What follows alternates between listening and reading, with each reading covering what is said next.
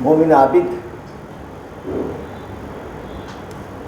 پیشے صحافت سے بھی وابستہ نہیں ہے اور پیشے تدریس سے بھی ان کا کوئی تعلق نہیں ہے،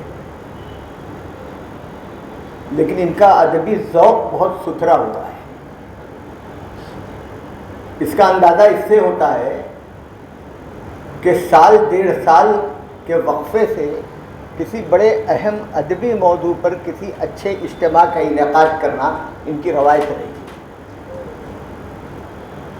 اور جب بھی یہ کسی ادبی روایت کے تحت کسی ادبی اجتماع کا انعقاد کرتے ہیں تو اچھے لوگوں کے ساتھ بارہا مجھے بھی یاد کرتے ہیں کچھ کہنے کے لیے، یہ ان کی دوسری روایت ہے۔ اور عابد جب کوئی دعوت دیتے ہیں، مدعو کرتے ہیں، تو میری کوشش یہ ہوتی ہے کہ اپنی مصروفیت میں سے کچھ وقت نکال کر اس میں ضرور شرکت کروں، یہ میری روایت ہے۔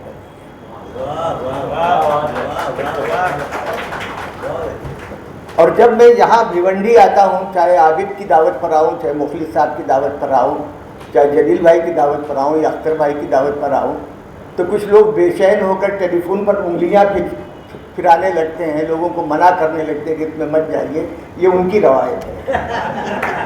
بہت اچھے سے، بہت اچھے۔ اور اہلیان بھیونڈی اور باب ذوق ان کے منع کرنے کے باوجود ان جلسوں میں تشریف لاتے ہیں، یہ اہلیان بھیونڈی کی روایت ہے۔ تو یہ روایات کا سلسلہ بہت دور تک پھیلا ہوا ہے۔ روایات الگ الگ حصوں میں بھی بٹی ہوئی ہیں، مثلا سماجی روایت، مذہبی روایت، ادبی روایت، تہذیبی روایت، اور کئی روایتیں ایک ساتھ مل کر بھی آگے بڑھتی ہیں، اور ایک روایت مختلف حصوں میں بھی منقسم ہوتی ہے۔ ہمارے فراق گورکھپوری کی شخصیت نابغہ روزگار شخصیت، تین ادبی روایتیں تین حصوں میں منقسم ہو کر پھر ان کی شخصیت میں، ان کی ذات میں، ان کی شاعری میں جمع ہوئی ہے۔ ایک روایت تو وہ ہے جو یہاں کی دیسی روایت ہے، سنسکرت کی شعری روایت ہے، دیسی فکر و فلسفہ انہوں نے اپنا موضوع بنایا ہے۔ دوسری شعری روایت وہ ہے جو عرب سے ایران آئی یا ایران میں موجود تھی اور وہاں سے پھر ہندوستان آئی، ہندوستانیت میں رنگ لی۔ اور تیسری شعری روایت وہ ہے جس کا تعلق انگریزی کی شعری روایت سے ہے، یا انگریزی کے توسط سے دوسری یورپین لینگویجز کی شعری روایت سے ہے۔ وہ سب فراق میں جمع ہو گئے۔ فراق پر ایک طویل گفتگو ہو سکتی ہے، اس کی حاضر جوابی اور حاضر دماغی کے حوالے سے۔ میں صرف ایک یا دو بات بتاؤں گا اس سے، کہ جب جوش ملیح آبادی کی کتاب آئی ہے یادوں کی بارات، لوگوں نے پڑھا، کسی نے توجہ نہیں دی اور کوئی زیر لب مسکرا کر رہ گیا، لیکن دو شخصیات نے ان کی خبر لی، ایک مولانا عبد الماجد دریابادی علیہ رحمہ تھے اور دوسرے فراق۔ فراق نے ان کو خط لکھا کہ حضور نبی کریم صلی اللہ علیہ وسلم تشریف لائے اور آپ کے خواب میں، اور آپ کے خواب میں آ کر انہوں نے صرف یہ کہا کہ آپ حیدرآباد نظام کے دربار میں جائیے، وہاں آپ کی روزی روٹی کا انتظام ہو جائے گا۔ یہ نہیں کہا کہ آپ ایک بہتر انسان بنیے اور نماز پڑھیے اور اچھے آدمی بنیے۔ یہ فراق نے ان کو لکھا تھا براہ راست۔ وہ اقبال کے نکتہ چی تھے ہمارے فراق، لیکن یہاں انہوں نے اس کی بھی وضاحت کی کہ آپ نے اقبال پر جو اعتراضات کیے ہیں اس کے آپ اہل نہیں ہیں، آپ نے اقبال کو سمجھا نہیں ہے۔ اقبال پر اعتراض میرا بھی ہے، لیکن میں نے اس لیے اعتراض کیا ہے کہ اگر اس رنگ کی شاعری نہ کرتے اقبال تو دنیا کے سب سے بڑے شاعر ہوتے، اس لیے میرا اعتراض تھا، اچھائی کی بنیاد پر، نیکیتی کی بنیاد پر، اس بنیاد پر نہیں جس بنیاد پر آپ نے کیا ہے۔ کہ یہ برجستگی تھی ان کے یہاں، اور یہ برجستگی صرف نثر میں نہیں تھی، تقریر میں نہیں تھی، گفتگو میں نہیں تھی، شاعری میں بھی۔ یہ سن 55 کے آس پاس بمبئی میں ایک بڑا مشاعرہ ہوا تھا ترہی. اب ترہی مشاعرے ہوتے نہیں ہیں, کہیں چھوٹی موٹی نشستیں ہو جاتی ہیں. اس مشاعرے میں اس عہد کے تمام بڑے شعراء جمع تھے. جوش نے نظم پڑھی تھی, کیا گل بدنی گل بدنی گل بدنی ہے, اور جگر صاحب کی غزل کا مطلع تھا کہ ہر چند کے تکرار نظر بے ادبی ہے, پر کیجیے کیا کہ عشق کی فطرت ہی یہی ہے. اس میں فراق کا جب نام آیا تو معلوم یہ ہوا کہ اپنے عہد کی بالکل مختلف ہو کر کوئی شعر کہہ رہے ہیں. ان کا مطلع تھا کہ ہر ذرے میں ایک کیفیت نیم شبی ہے, ہر ذرے میں ایک کیفیت نیم شبی ہے, اے ساقی دوران یہ گناہوں کی گھڑی ہے. یہ فراق اردو شاعری میں اسیاں کا, گناہ کا, سیاکاری کا بہت تصور ہے, بیان ہے, لیکن گناہ پر اکسانے یا راغب ہونے کی ترغیب کہیں نہیں دی گئی. یہ فراق کیا تھا. اس میں انہوں نے ایک بڑا حساس شعر کہا تھا اسی غزل میں کہ جاؤ نہ تم اس گمشدگی پر کہ ہمارے ہر خاک سے ایک عہد کی بنیاد پڑی ہے. انسان چاند پہ پہنچا, مریخ پہ پہنچا, خلا میں پہنچا, دنیا بھر کے ایجادات کیے, لیکن وہاں تک پہنچنے کا تصور سب سے پہلے شاعر نے اور تخلیقات نے پیش کیا تھا. سائنسداں کا ورود بعد میں ہوتا ہے. ایک عہد کو بدلنے کا تصور سب سے پہلے تخلیقات کے ذہن میں آتا ہے. وہ فراق نے اس کی طرف نشان دی. یہ غزل وہ پڑھ رہے تھے کہ مینا کماری کی آمد ہوئی. مینا کماری کے شباب کا زمانہ, لاکھوں کی تعداد میں سامعین تھے اس وقت. ولبھ بھائی پٹیل اسٹیڈیم کا یہ مشاعرہ تھا. پورے تمام سامعین, اب کون فراق کو سنتا ہے, سب مینا کماری کو دیکھنے لگے. فراق نے سکھی محسوس کی, لیکن کچھ کہا نہیں. برجستہ ایک شعر کہا اور مینا کماری کو نظر کر دیا. اور اس شعر کو نظر کرنا تھا کہ وہ تمام سامعین جن کی تعداد لاکھوں میں تھی, وہ مینا کماری کی طرف سے منہ موڑ کر پھر فراق کی طرف راغب ہو. وہ شعر تھا, برجستہ کہا تھا انہوں نے, کہا تھا کہ ہم لوگ ابھی ذکر تیرا کر ہی رہے تھے, ہم لوگ ابھی ذکر تیرا کر ہی رہے تھے, اے کاکل شبرنگ تیری عمر بڑی ہے. پوری کیفیت کو بدل ڈالا. تو یہ تھے فراق. ایک دو مثالیں میں نے آپ کو بتا دی, لیکن ان کی حاضر دماغی اور برجستگی کے عنوان سے زیادہ گفتگو ہم نہیں کر سکتے, اس لیے کہ اس کی حدیں کہیں نہ کہیں جا کر دیلاداری سے بھی مل جاتی ہیں.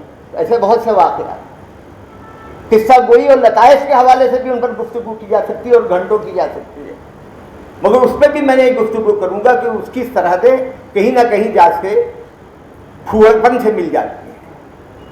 ہم ان کی عادتوں اور زندگی بسر کرنے کے طریقوں پہ بھی گفتگو کر سکتے ہیں, لیکن اس میں کہیں نہ کہیں بہت مکروہ پہلو بھی آتے ہیں. تو ہم صرف ان کی شاعری, وہ جو 3 شاخیں ہیں, 3 دھارائیں ہیں, ان کے حوالے سے کچھ آپ سے بات کرنا چاہتے ہیں کہ فراق نے 3 شعری روایات ان کی شخصیت میں جمع ہیں, اور ان 3 شعری روایات کے جمع ہونے کی وجہ سے معنیاتی کائنات کو جس طرح انہوں نے وسیع کیا ہے, وہ اقبال کے بعد کسی دوسرے شاعر کے یہاں نہیں. اقبال کے یہاں ہے. اقبال ایک بڑا شاعر ہے ہمارا, اور اس کی وجہ سے کہیں نہ کہیں ہم اپنے کو کمزور پاتے ہیں, اعتراف کرتے ہیں کہ ہاں, اور کہیں فراق کی فکر میں ہمیں ادھورے پن کا احساس ہوتا ہے, لیکن اس ادھورے پن سے خوبصورتی میں اضافہ ہوتا ہے, کمی نہیں ہوتی. یہ حسن بن جاتا ہے. یہ فراق کا کمال ہے. مثلا ہم ایک شعر آپ کو سناتے ہیں. فراق کا شعر ہے, بہت مشہور شعر ہے, آپ میں سے بیشتر کو یاد ہوگا کہ تم مخاطب بھی ہو قریب بھی ہو, تم مخاطب بھی ہو قریب بھی ہو, تم کو دیکھیں کہ تم سے بات کرے.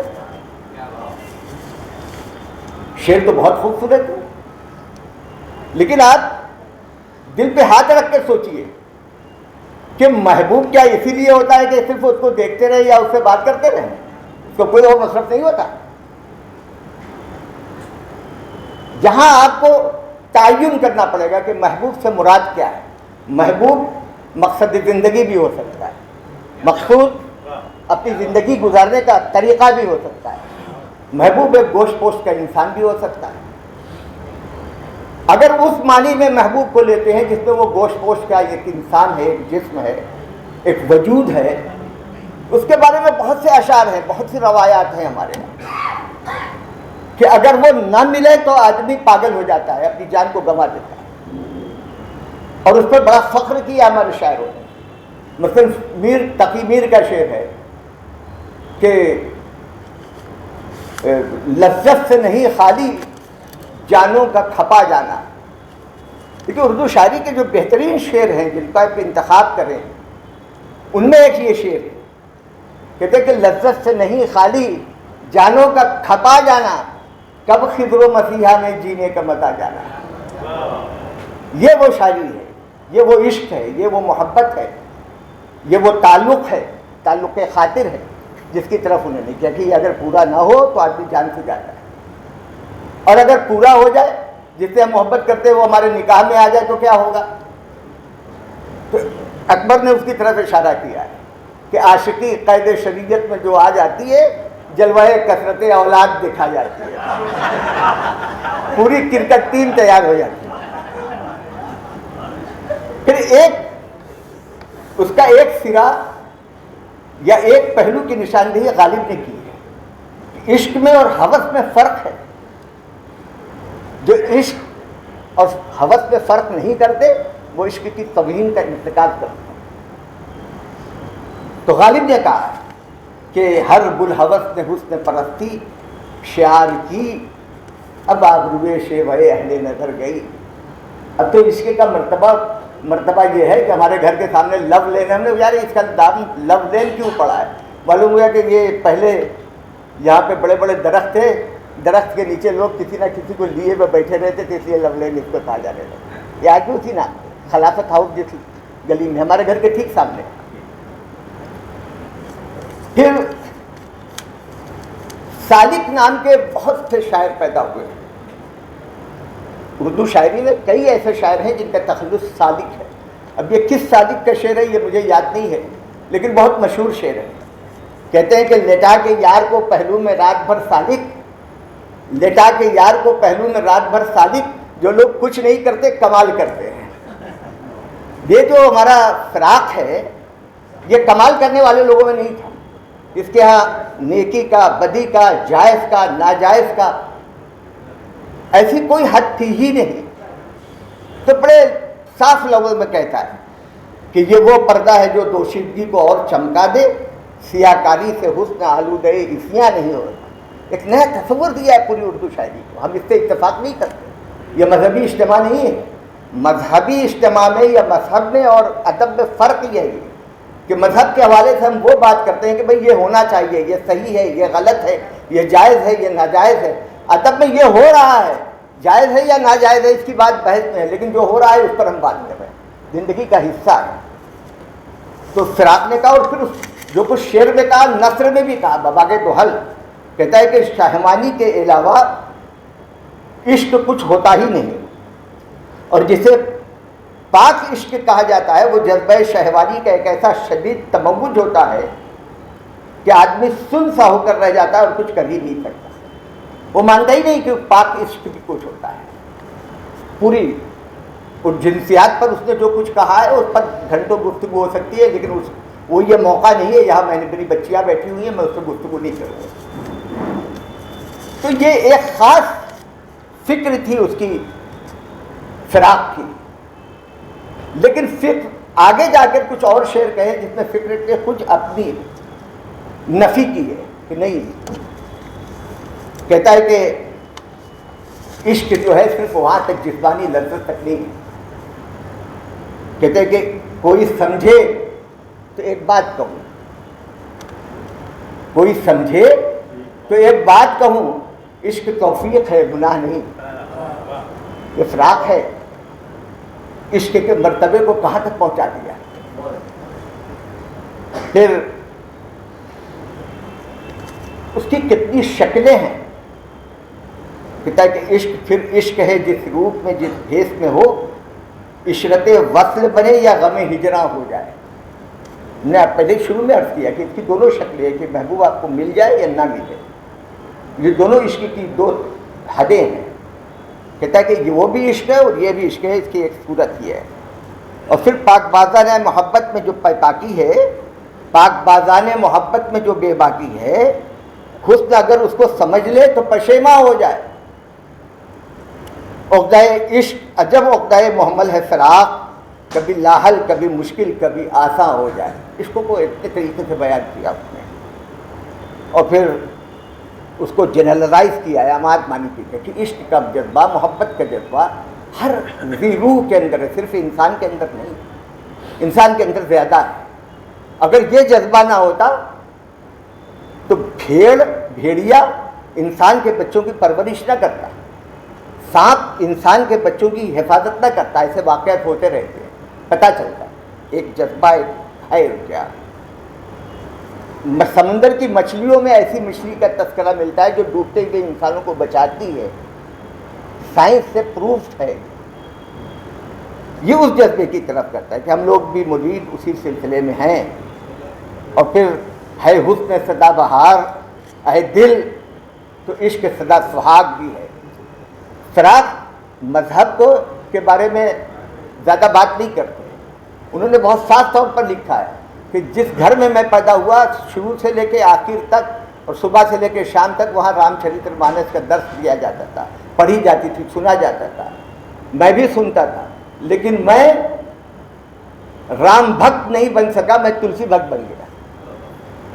مذہب سے زیادہ تعلق نہیں تھا، لیکن وہ روایات سے واقف تھے. کہتے ہیں کہ عشق صدا سہاگ کی بات کر کے انہوں نے ایک روایت کی طرف کیا ہے. تصوف کا ایک پورا سلسلہ صدا سہاگ بھی ہے.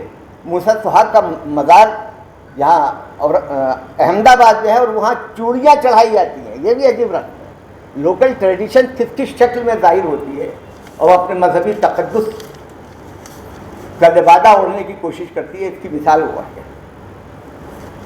لیکن پھر یہ تمام بحثوں کے بعد فراق نے حاصل حسن و عشق پہ بات کی کہ بھائی حسن یہ بہت اچھی ہے، یہ عشق ہم بہت زیادہ اس کو چاہتے ہیں، اس کی وجہ کیا ہے. وہاں آ کے اپنے تمام عصر کے شعراء کرام پر فوقیت حاصل کر لیتے ہیں. فراق کہتے ہیں کہ حاصل حسن و عشق ہے اتنا، حاصل حسن و عشق ہے اتنا، آدمی آدمی کو پہچانے. انسان شناسی، انسان کا اکرام، انسان سے محبت، انسانیت کا شرف، یہ اس کا مقصد ہے اور اس کے علاوہ کچھ نہیں ہے. اور جس کو یہ مقصد حاصل ہو جاتا ہے وہ مثال بن جاتا ہے، چاہے وہ آباد ہو یا نہ آباد نہ ہو. کہتے ہیں عشق والوں کی نہ پوچھ شاد ہیں آباد ہیں. عشق والوں کی نہ پوچھ شاد ہیں آباد ہیں، سب طرح آباد ہو کر سب طرح برباد ہیں. فراق اب چونکہ عشق ہو یا حسن کی تعریف ہو، تحسین ہو، یہ ہم زندگی میں ہی کہہ سکتے ہیں. زندہ ہیں تو عشق کریں گے، زندہ ہیں تو تحسین کریں گے، زندہ ہیں تو حسن سے اپنا رشتہ جوڑیں گے. اگر مر چکے ہیں تو نہیں ہوتی تھی. وہ زندگی کو بھی عزیز رکھتا ہے. کہتا ہے کہ بہت پہلے سے ان قدموں کی آہٹ جان لیتے ہیں، تجھے اے زندگی ہم دور سے پہچان لیتے ہیں، تجھے اے زندگی ہم دور سے. لیکن جیسے جیسے زندگی سے اس کی قربت بڑھتی جاتی ہے، شناسائی بڑھتی جاتی ہے، تعلق بڑھتا جاتا ہے، زندگی کا احساس بڑھتا جاتا ہے، اس کو یہ احساس ہوتا ہے کہ زندگی اتنی آسان نہیں ہے جتنی نظر آتی ہے. اس میں پیچیدگیاں ہیں، مضمرات ہیں، مسائل ہیں، مشکلات ہیں، سب ہے. تو پھر وہ کہتا ہے کہ موت کا بھی علاج ہو شاید، زندگی کا کوئی علاج نہیں. یہ فراق ہے. اور پھر اس کو اس بات کا بھی احساس ہے کہ زندگی میں جو ناہمواریاں آ گئی ہیں، جو مشکلات ہیں، جو پریشانیاں ہیں، اس کو درست کرنے کی کوششیں ہوتی رہی ہیں شروع سے. کہتے ہیں کہ ازل سے پڑھ رہی ہیں گھر سے استادوں کی اصلاحیں. دیکھیے سکتہ کا لفظ جو ہے شاعری میں اگر کسی مصرے میں کوئی ایک حرف یا دو حرف یا ایک لفظ کم ہے جس کی وجہ سے اس کو پڑھنے میں دشواری ہوتی ہے تو اس کو سکتہ کہتے ہیں، اس کی طرف اشارہ ہے۔ پوری مصرعِ ہستی کہہ کر اس نے شاعری کی زبان بتا دی ہے پوری زندگی کو۔ کہتے ہیں کہ ازل سے پڑھ رہی ہیں گرچہ استادوں کی اصلاحیں، مگر دیکھیں تو پھر بھی مصرعِ ہستی میں سکتہ ہے۔ زندگی اتنے لوگوں سے اس کو سدھارنے کی کوشش کر رہے ہیں، درست کرنے کی کوشش کر رہے ہیں، بہتر بنانے کی کوشش کر رہے ہیں، لیکن زندگی میں جتنی ناہمواریاں شروع میں تھی اتنی ناہمواریاں آج بھی ہیں، اور پھر اور کھول کر آگے بات کر رہے ہیں۔ اب یہاں پہ شعری زبان نہیں استعمال کر رہے، آگے کہہ رہے ہیں کہ ہزاروں خضر پیدا کر چکی ہے نسل آدم کی، ہزاروں خضر پیدا کر چکی ہے نسل آدم کی، یہ سب تسلیم، لیکن آدمی اب تک بھٹکتا ہے۔ آدمی سدھرنے کا نام نہیں لیتا، سدھار کے نام پر بگاڑ پیدا کیا جا رہا ہماری زندگی۔ افراط کو اس بات کا احساس ہے۔ اور پھر جھگڑوں کے بارے میں جو اختلافات ہوتے ہیں، کیوں اختلافات؟ جتنی جہتوں کی نشاندہی اردو شاعری میں فراق نے کی ہے اتنی تفصیل کے ساتھ کسی شاعر کے نہیں۔ آپ دیکھیے، اس کا مطالعہ دیکھیے، اس کی فکر دیکھیے، اس کے ذہن کی وسعت کا اندازہ کیجیے۔ کہتا ہے کہ اس کتنی دور پہنچتی ہیں انسانوں کے جھگڑوں کی جڑیں، نفسیاتی و تہذیبی، فطری و جبلی جھگڑے۔ تو بڑا کہ میں بڑا، ان کو صدارت کیوں بنی، شرم تاریخ سے کیوں تقریر کرائی گئی، شکیل رشید صاحب کو کیوں مہمان بنایا گیا، جلیل بھائی کو کیوں قیادت دی گئی، بس اس کے اوپر کافی ہے اختلاف کرنے کے لیے۔ تو نفسیاتی و تہذیبی، فطری و جبلی جھگڑے ہیں۔ اے گردش دورہ کیا ہوگا، اے وحدت انسان کیا ہوگا، قومی، مالی، ملکی مل کر یہ، نسلی مل کر یہ سیاسی جھگڑے ہیں۔ یہ جو 4-5 لفظ کا استعمال کیا انہوں نے، اس کو آپ فلسطین میں جو ہو رہا ہے، یروشلم کا جو جھگڑا ہے، جو اختلاف ہے، ایودھیا میں جو ہوا، بنارس میں جو ہو رہا ہے، متھرا میں جو ہو رہا ہے، اس کی جڑیں تاریخ سے کلیدی گئی۔ ہم نے تاریخ پڑھنا اور تاریخ سے نتیجہ حاصل کرنا بلا دیا ہے، لیکن وہ جو جھگڑا پیدا کر رہے ہیں وہ خوب واقف ہے۔ ہم اپنا دفاع کرنے پہ بھی قادر ہیں۔ ہمارے یہاں بحث و مباحثہ کرنے والے، اعتراض کرنے والے تو بہت ہیں، لیکن ٹی وی ڈیبیٹ میں دیکھیے کہ انہوں نے کیا حشر کیا ہے، ہمارا 2-4 ہزار روپے، 2-4-500 روپے کے لیے پوری ملت کا سر کٹا رہے ہیں وہاں۔ اس کی طرف اشارہ کر کہتے ہیں اے گردش دورہ کیا ہوگا، اے وحدت انسان کیا ہوگا، قومی، مالی، ملکی، نسلی مل کر یہ سیاسی جھگڑے ہیں۔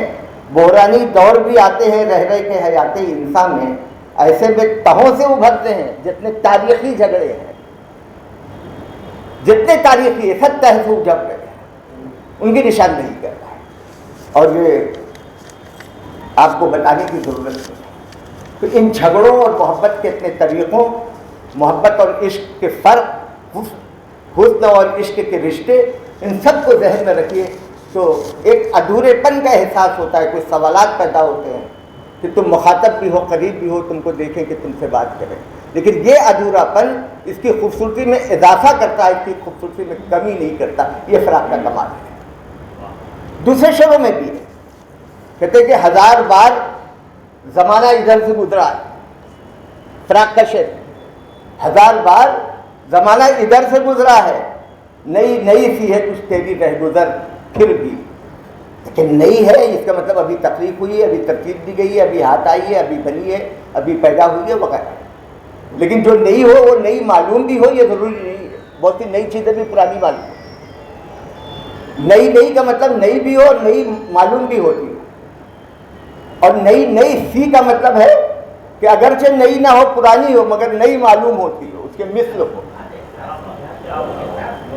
یہ فرق ہے۔ اور ایک مصرے میں اس سے معنیاتی کائنات میں کتنا اضافہ ہوا ہے آپ دیکھیے۔ گوپی چند نارنگ نے انگریزی میں غزل پر ایک کتاب لکھی ہے، آکسفورڈ نے شائع کیا ہے، ان انتخاب میں یہ شعر بھی ہے۔ تو جس شخص نے اس کو ترجمہ کیا ہے وہ اس کا 2 ترجمہ دیتا ہے، 2 الگ الگ جگہ کوٹ کیا ہے اور 2 الگ جگہ دو الگ الگ ترجمے دیے ہیں وہاں. ایک ترجمے پہ اکتفا نہیں کیا. 1000 بار زمانہ ادھر سے گزرا ہے، نئی سی ہے کچھ تیری رہ گزر پھر بھی.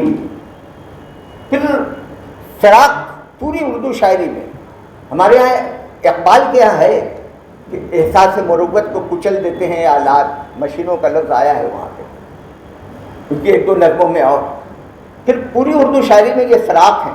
کہتے ہیں مشینوں کی کلائی مروڑ سکتا ہوں. مشینوں کی کلائی کہ انسان نے مشینیں بنائی ہیں، مشینوں نے انسان نہیں بنایا. یہ دونوں کا تقابل نہیں کیا جا سکتا، دونوں کو ایک کا مد مقابل نہیں ٹھہرایا جا سکتا. اس موضوع پر نیا دور فلم بنی تھی اس زمانے میں، اس کا موضوع ہی یہی تھا. یہ ایک دوسرے کے تکمیل کے لیے ہے، ایک دوسرے کو نقصان پہنچانے کے لیے نہیں. پھر فراق کا جو تاریخی شعور ہے، تاریخ کا مطالعہ ہے، وہ بہت وسیع ہے. کہتے ہیں کہ اب جیسے ہمارے مختلف قافلے آئے، مختلف قومیں اور نسلیں آئیں، ہندوستان میں بس گئی اور ہندوستان کی وسعت ہوتی گئی، وسعت اختیار کرتا تھا. سرزمین ہند پر اقوام عالم کے فراق، قافلے بستے گئے، ہندوستان بنتا گیا. اب یہ صرف زمینی راستے سے نہیں آئے، بحری راستے سے ہے. ندی کے اقبال نے کہا تھا کہ اے آبرود گنگا وہ دن ہے یاد تجھ کو، اترا تیرے کنارے جب کارواں ہمارا. لیکن یہ تو شمالی ہند کی بات ہے. یہاں تو ہم بمبئی میں ہیں اور اس کے قریب ہیں. یہاں تو مختلف جہاں رہتے ہیں، وہ سوداگر محلہ یا سوداگر محلہ، بندر محلہ، کسٹم والے، تو وہاں جہاز آتے تھے، وہاں سے لوگ آئے اور وہاں پہ بیٹھ گئے. آج بھی اس کی یادیں باقی. پورے قافلے آئے، بستیاں آئی، خاندان آئے، جماعتیں آئی اور یہاں آ کے بس گئے، ہندوستان کی وسعت میں اضافہ کرتے تھے. اس کا ایستھیٹک سینس جو ہے وہ بھی بہت بلند تر ہے، کوئی مقابلہ نہیں کر سکتا فراق کا. جیسے ہم نے کہا کہ جسمانی تعلق کو ہی وہ عشق کی معیار سمجھتا ہے، لیکن اس کے برعکس بھی ہے. وہ کہتا ہے کہ تصور میں تجھے ذوق ہم آغوشی نے بھیجا تھا، بہاریں کٹ چکی ہیں آج تک پہلو مہکتا ہے. یہ فراق ہی کہہ سکتے. اور ان چیزوں کے علاوہ ان کے یہاں روایت کا بڑا احترام ہے، روایت سے بڑی وابستگی ہے. روایت سے چھوڑ کر، روایت سے ہٹ کر وہ جانے کے لیے تیار نہیں. کہتے ہیں کہ جس کو کہتے ہیں لوگ شیر فراق، میر ہی کا شعار ہے. کیا ہے؟ میر تقی میر کی روایت کا حصہ بنا کر وہ فخر محسوس کرتا ہے. تو یہ 3 روایتوں کے جمع ہو جانے کی وجہ سے ان کی شاعری میں اور فکر میں، ان کے شعری ڈکشن میں جو وسعت پیدا ہوئی ہے، اس پر پار پانا سب کا کام نہیں ہے. اور جو لوگ پار پانے کی کوشش کرتے ہیں اور الٹ جلول باتیں کر کے وہ انصاف نہیں کرتے، وہ ان کے ساتھ بھی زیادتی کرتے ہیں، فراق کے ساتھ بھی اور اردو شاعری کے ساتھ بھی، اس کی روایت پر بھی، اس کی گفتگو پر بھی. اب میں الگ الگ ایک مثالیں دے دوں. میں نے کہا کہ جو ہندوستانی فکر و فلسفہ کا اس پر بڑا گہرا اثر ہے. اس نے خود کہا ہے، نثر میں بھی کہا ہے کہ میرے وجدان پر عمر بھر ہندوستان کے قدیم ترین اور پاکیزہ ترین ادب اور دیگر فنون لطیفہ اور نظریہ زندگی کا گہرے سے گہرا اثر رہا ہے. فراق خود اعتراف کر رہے ہیں اور اس کا اعتراف کے ثبوت بھی فراہم کیے ہیں. اور اس سلسلے میں تو میں فراق کو تمام ترقی پسند شاعروں پر فوقیت عطا کرتا ہوں. مثلا زوہے صاحب کا میں بڑا عاشق ہوں، ان پر میری کتاب بھی ہے. لیکن زوہے صاحب نے ایک دفعہ حافظ کے خلاف لکھ دیا اور سجاد بھائی نے، سجاد ظہیر صاحب نے ان کو دن میں تارے دکھا دیے، ان کے خلاف مضمون لکھا، بہت سخت قسم کا. دوسرے لوگوں نے بھی یہی کیا ہے. تو یہ فراق کی سازگوئی ہے. کہتے ہیں کہ میں خود مارکس کی تصنیفوں کو بہت بڑے حقائق کا حامل مانتا ہوں، مگر میرے منہ میں اتنے دانت نہیں ہیں کہ یہ کہہ گزروں کہ گیتا، مثنوی مولانا روم، ورڈسورتھ، شیلے، کولرج، افلاطون، Tagore, Nanak, Kabir, Tulsidas, Browning, WP Yeats, Emerson, Carlyle, William Blake, Hegel اور گوئٹے نے ہمیں چھوٹی حقیقتیں دی ہیں. اپنی جڑوں سے وہ وابستہ ہے. مشرقی شہریات سے وابستہ ہے، اس کی زندگی کیسے بھی گزر رہی ہے اور اس کا برملا اظہار کرتا ہے وہ شخص، دوسروں نے نہیں کیا، بہت سی الٹ جلول باتیں کہتی ہیں یہ، اور پھر اس کو شعری قالب میں بھی ڈھالا ہے۔ مقصد عشق ہم آہنگی جز و کل ہے، مقصد عشق ہم آہنگی جز و کل ہے، درد ہی درد سے ہی دل بوئے دمساز تو دے۔ ہندوستانی فکر و فلسفہ میں تین چیزیں مانی گئی ہیں، ایک پرماتما ہے، ایک آتما ہے جو ہر جیو میں، ہر زی روح میں، اور ایک روح کائنات ہے جس کی وجہ سے یہ زمین اور آسمان ایک نظام کے تحت کام کر رہے ہیں، وہ نہ ہو تو دونوں ٹکرا جائیں، سب ختم ہو جائے۔ تو کہتا ہے کہ ہم آہنگی ان میں ہونا ضروری ہے، ایک نظام کے تحت ہونا ان کا ضروری ہے۔ پھر زندگی کیا ہے؟ آ جائے دوست سوچ لیں اور اداس ہو جائے۔ کیوں اداس ہو جائے؟ زندگی میں قہقہے ہیں، زندگی میں عشرتیں ہیں، زندگی میں رونقیں ہیں، زندگی بہرحال زندگی ہے، تو اداس کیوں ہو جائے؟ اس لیے اداس ہو جائے کہ ہندوستانی فکر و فلسفے میں مہاتما بدھ کے فلسفے کا حاصل ہی یہی ہے کہ زندگی کا حاصل بیماری ہے، غربت ہے، موت ہے، اور یہ تینوں چیزیں انسان کو اداس کرنے کے لیے کافی، اس لیے کہا کہ آؤ اداس ہو جائیں، ہندوستانی فکر و فلسفہ کا ہے۔ پھر ہمارے یہاں تو یہ ہے کہ اللہ تبارک و تعالیٰ نے کن کہا اور کائنات بن گئی، یہ ایک بڑا فلسفہ ہے کہ ایک رات پیدا ہوا اور زمین اور آسمان الگ ہوئے اور یہ ہوا اور وہ ہوا، تو اس کو ایک شعر کی زبان میں کہتے ہیں کہ زیر و بم سے ساز خلقت کے جہاں بنتا گیا، زیر و بم سے ساز خلقت کے جہاں بنتا گیا، یہ زمین بنتی گئی، یہ آسماں بنتا گیا، اور بس یہ کہنے پر یاروں نے بے دین مجھے ٹھہرایا ہے، سب عین حقیقت ہے لیکن یہ بھی سچ ہے سب مایا ہے۔ مایا کا تصور وہ نہیں ہے جو وحدت الوجود میں ہمارے یہاں، اس میں بڑی غلط فہمیاں لوگ، تنزلات کی بحث پر علماء نے جو بحث کی ہے وہ پڑھنے سے تعلق رکھتی ہے، ہم جیسے کم عقل لوگوں کے لیے ہے ہی نہیں ہے وہ، اور مایا جو ہے جھوٹ ہے، فریب ہے اس کا نام۔ پھر شاعری بس اسی کا ہے اظہار، ربط پنہا جو کائنات سے ہے۔ ہندو فکر و فلسفہ میں پرش اور پراکرت، اس کے بارے میں بڑی موٹی موٹی ضخیم کتابیں ہیں، بہت بڑے فلسفے ہیں، ان کی طرف اشارہ ہے۔ تو ہندوستانی فکر و فلسفہ کو کھول کر شعری قالب میں ڈالنا، ہندوستانی شعری روایت کا حصہ بنا دینا، اس پہ جتنا کمال فراق نے حاصل کیا ہے کوئی دوسرا نہیں۔ پھر وہ دوسری روایت جو ہے وہ عرب سے جو ایران آئی اور ایران سے پھر ہندوستان آئی، اس کو میں بھی ایک نئی روح پھونکنے کی کوشش کی ہے فراق۔ مثلا غزل کی صرف آئی ہے وہاں سے، عرب سے ایران آئی اور ایران سے ہندوستان آئی، اس میں بہت کچھ تبدیلیاں ہو گئی۔ عرب میں کسی اور شکل میں تھی، ایران میں کسی اور شکل میں آئی، ایران سے ہندوستان آئی، تو فارسی غزل میں کسی اور شکل میں ہے، اردو غزل میں کسی اور شکل میں ہے، بڑا فرق ہے۔ ہم اس کو مثال کے طور پر یہ سمجھائیں کہ صنف غزل حسین غزل بن کر جب ایران سے ہندوستان آئی، یہاں کی مٹی کی سوندھی خوشبو سونگھی، یہاں کے پھلوں اور پھولوں کا رس چکھا، یہاں کے دریاؤں گنگا جمنا گومتی اور اس کو ڈبکیاں لگائیں، اور اس کی آنکھوں میں وہ کاجل لگایا گیا جو مندروں میں اور خانقاہوں میں اور درگاہوں میں جلتے چراغوں سے پارا گیا تھا، تو اس کے حسن میں اضافہ ہو گیا۔ اس کو یہ کہنے کا حق حاصل ہو گیا کہ رنگ خوشبو صبا چاند تارے کرن پھول شبنم شفق آبجو چاندنی، میری دلکش جوانی کی تکمیل میں حسن فطرت کی ہر چیز کام آ گئی۔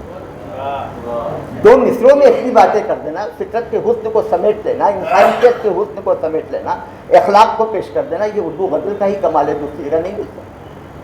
تو بہت سے اشعار ہیں، کہتے ہیں کہ لے کے جب ناز سے انگڑائی وہ بستر سے اٹھا، لے کے جب ناز سے انگڑائی وہ بستر سے اٹھا، فتنہ صبح قیامت بھی برابر سے اٹھا۔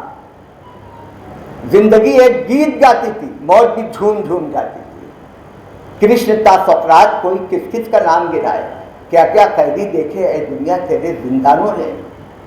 زندگی کو فنا کی راہوں میں دیکھیے، شراب ساری باتیں کہتے ہیں لیکن رجائیت اور حوصلہ مندی کا دامن کبھی نہیں چھوڑتے، اس کا کوئی نہ کوئی پہلو وہ نکال دیتے، کہتے ہیں کہ زندگی کو فنا کی راہوں میں موت خود راستہ دکھاتی ہے، اور پھر غزل کی روایتی زبان اور ریاتی مزاج کا بھی لحاظ کرتے ہیں، محبوب کو مخاطب کر کے کہتے ہیں کہ ہم سے کیا ہو سکا محبت میں، تو نے تو خیر بے وفائی کی، اس دور میں زندگی بشر کی بیمار کی رات ہو گئی ہے۔ اور اشعار بہت کوٹ کیے جاتے ہیں، ایک نیا پن، ایک تازگی، ایک بہتری، ایک انفرادیت کا احساس دلاتے ہیں یہ سماج اشعار۔ اور تیسری روایت جو فراق کی شاعری میں آ کر ضم ہوئی ہے، ان کی شخصیت میں بھی اور شاعری میں بھی، وہ انگریزی کی شعری روایت ہے، انگریزی کی بھی، اور انگریزی کے توسط سے دوسری یورپین لینگویجز کی جو شعری روایت ہے وہ سب فراق کیا ہے۔ ایک جگہ اردو میں لکھا بھی ہے انہوں نے کہ میں چاہتا ہوں کہ Wordsworth, Keats, Shelley, Coleridge, Tennyson, Matthew Arnold, Swinburne وغیرہ شعراء کے اسلوب اور تکنیک میں جو خلاقانہ صلاحیتیں ملتی ہیں اور بھلاوٹ اور نغمگی کے ساتھ ساتھ جو سنجیدگی ملتی ہے، اس نمونے کی کچھ نظمیں کہہ سکوں، یہ ان کی خواہش ہے، یہ وہ چاہتے ہیں، یہ ان کی طلب ہے۔ کچھ کامیاب تجربے بھی کیے انہوں نے لیکن مکمل طور پر کامیاب وہ بھی نہیں۔ جو کامیاب تجربے کہہ سکتے ہیں، مطلب ورڈسورتھ کا ایک لائن ہے کہ and beauty born of murmuring sound, murmuring sound کا مطلب سرسراہٹ کہہ دیجیے، بھنبھناہٹ کہہ دیجیے، سرگوشیاں کہہ دیجیے، جو چاہے، murmuring sound shall pass into her face. اب اس کو اردو کے قالب میں، جب اردو غزل کے قالب میں ڈالا ہے یہ فراقی کر سکتا ہے، کہتا ہے کہ آ گئی باد بہاری کی لچک رفتار میں، موج دریا کا تبسم بس گیا رفتار میں۔ یہ فراق، تو فراق کی فکر، فراق کا ڈکشن، فراق کی شاعری، فراق کا انداز بیان ہمیں ایک نئی راہ پر چلنے کا حوصلہ بھی دیتا ہے اور سلیقہ بھی دیتا ہے۔ فراق زندگی کا شاعر ہے، فراق عشق کا بھی شاعر ہے اور حسن کا بھی شاعر ہے، اور حسن اور عشق دونوں کا ماحصل سے بھی ہمیں واقف کراتا ہے۔ ایک نئی کروٹ اس نے دی ہے انسانی زندگی کو، ایک نئی دنیا بنانے کا مزاج بھی دیا ہے اور پیغام بھی دیا ہے۔ ہم اس پیغام کو عام کرنا چاہتے ہیں، ہم لطائف کے حوالے سے، اس کی عادتوں کے حوالے سے، اس کی حاضر جوابی کے حوالے سے بات کر کے اپنے وقت کو ضائع نہیں کرنا چاہتے۔ اس کا یہ پیغام ہر زمانے کے لیے ہے، ہر عہد کے لیے، ہر شخص کے لیے، ہر طبقے کے لیے ہے کہ کچھ قفس کی تیبیوں سے چھن رہا ہے نور سا، کچھ قفس کی تیبیوں سے چھن رہا ہے نور سا، کچھ صدا، کچھ حسرت پرواز کی باتیں کرو، نکھتے سلف پریشہ داستان شام غم، صبح ہونے تک اسی انداز کی بات۔ شکریہ۔